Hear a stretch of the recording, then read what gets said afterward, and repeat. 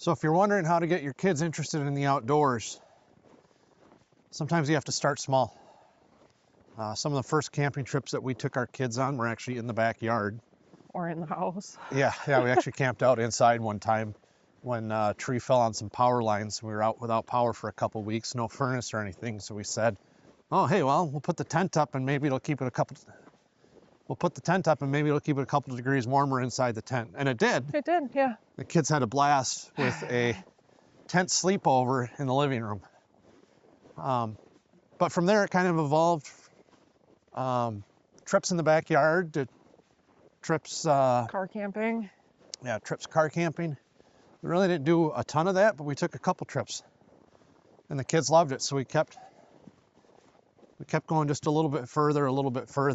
A couple of years ago, we asked them, where do you guys want to go camping next year? And they both said Boundary Waters. And we're both really surprised that Eli said it for sure, but that Ethan was like, yeah, I really want to do this. So they saw pictures from our trips.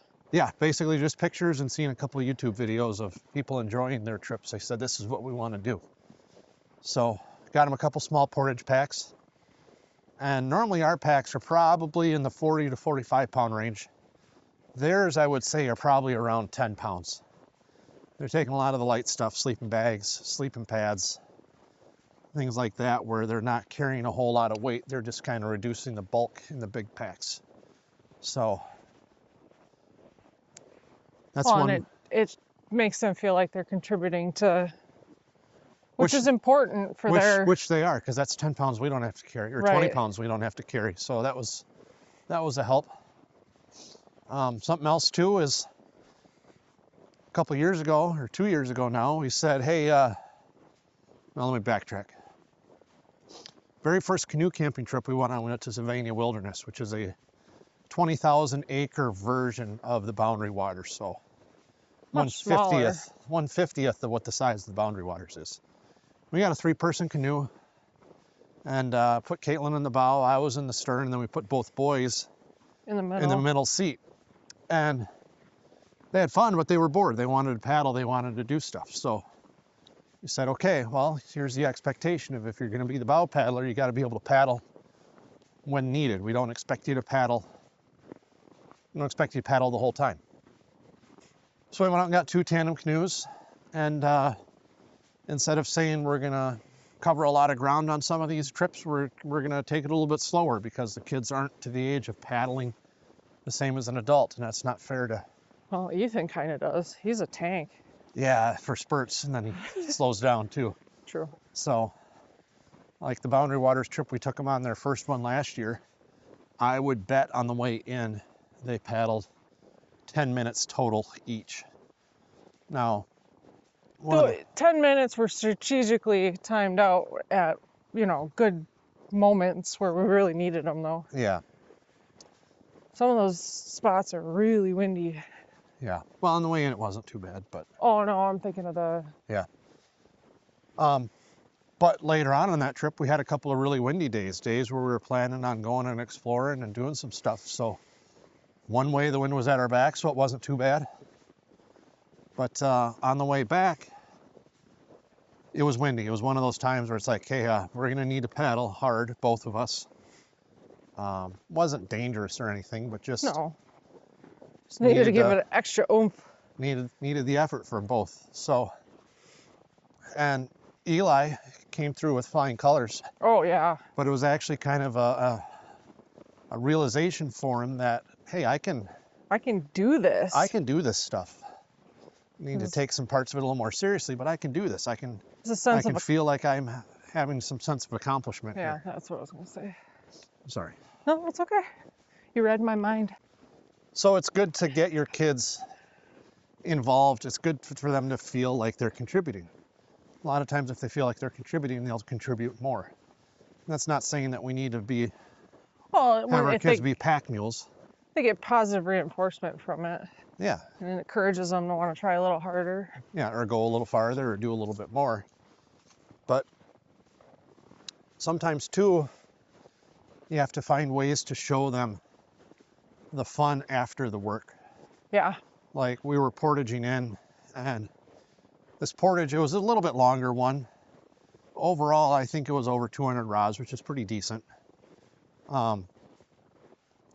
First part went fine. You come up to a beaver pond. Oh. You have to put the canoes back in the water, float across the beaver pond, and then the other side had just a little bit of muck. It was kind of on some rocks, and Eli's not the most sure-footed person. Especially when he's being a little pouty. Yeah. But he slips and falls. And I'm carrying a canoe on my back. Caitlin's got a pack. So I kind of just help him up quick. And then Caitlin stops and talks to him and gets him squared away. And he says to her, "I hate this." That sucked. I hate this. Sinking moment. Yeah, so I set the canoe down, I come back, Caitlin tells me what's going on. I'm like, great, you know, we just bought these 2 canoes, I gotta sell them, like, can't force them to go on these trips, like, we just spent so much money on gear, like what are the next 5 days gonna be like? Like, it was one where it was like, oh crap. And then we get to the campsite, and Eli thought it was the coolest thing in the world. It just blew his mind. Yeah, we're up on a big rock, we're on an island, like, this is really cool. Can't believe we get to do this. I don't even think we were on the campsite for 5 minutes, and he's like, "This is amazing." Yeah, and we're like, "Thought you hated this." And he's like, "Nope, I'm good." So some of it is finding the positive after the work or in the work, however you want to look at it or envision it. And letting them know that, yeah, there's some work involved, but the work leads to a greater reward. Yep. The other thing you can do sometimes too is you can bribe your kids. Like we took a canoe trip with the 2 canoes back to Sylvania just as a little warm-up trip for the Boundary Waters. And it'd be like, okay, if you paddle from here to the, you know, pick a landmark, I'll give you something. And of course they want to know what right away, but you don't tell them what. Yeah, it's got to be a surprise. So then sweetens the reward. So, you know, then he does it, and then you toss him a piece of chocolate or something. He's like, "Oh, it's all right." Like bow bag secret treats, or yeah. No, it was a stern bag. A thwart bag. Thwart bag. One of those. Yeah. So well, I'm not saying you know, hey, you go on this camping trip, we'll buy you a PlayStation, whatever, or something. No. But the little things. Well, and you know, this doesn't work for all kids, but you know, you can make up some fun, stupid songs that they can make up as we're walking down the trail to be goofy and silly and laugh, and tends to entertain them a little bit. Yep, makes things a lot different when you've got the positive attitude versus just go-to attitude versus just getting on them. Right. Getting on them doesn't do anything positive. So start small. Find the big rewards and the little rewards, both you know, whatever your kid's interested in. Maybe they love to explore and hike and go down trails. Maybe they don't. Maybe there's something cool at the end of the hike that they can get interested in. What's some other ways?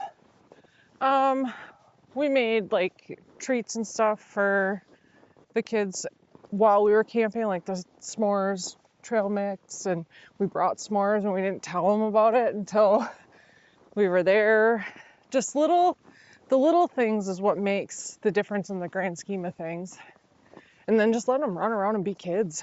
Yeah, on one of our days that we were going trying to find some freshwater jellyfish, it was a windy day, and we stopped in this little cove and ate lunch on a rock, and both the kids were like, that was a really cool thing. And I'm like, we ate lunch on a rock, but to them it was the coolest thing in the world. Well, so, I mean, if we're being real, I mean, it is cool. It was a cool rock in the middle of the Boundary Waters. Yeah, but sometimes your kids will find stuff that you didn't think would be that cool, really cool. So you don't want to necessarily rain on their little parades either. I mean, it was neat, but it had a bigger effect on them than I expected. So that's cool. Well, and then there was a day that we just stayed at camp and they ran around through the woods being little kids. Yep. They had a blast with that. They thought it was amazing. No worries, no nothing, just pure joy. Yep, just pure being kids in the woods. Get them involved in the planning of it too. Talk to them about what's going to happen and ask them questions. Let them make some decisions. Yeah, allow them to help plan the route and the food. Yep. Within reason, obviously. Yeah, maybe we'll do that. Maybe one of these times we'll just let them pick everything on a Boundary Waters trip and then see how it goes. That would be cool. Maybe. Maybe. Be interesting for sure. Yep. So, anyway, that's some of our quick advice for. Anyway, that's some of our quick advice for getting your kids involved and going to see some cool stuff, like Lake Michigan here behind us. Yeah. So, anyway, we'll catch you on the next one.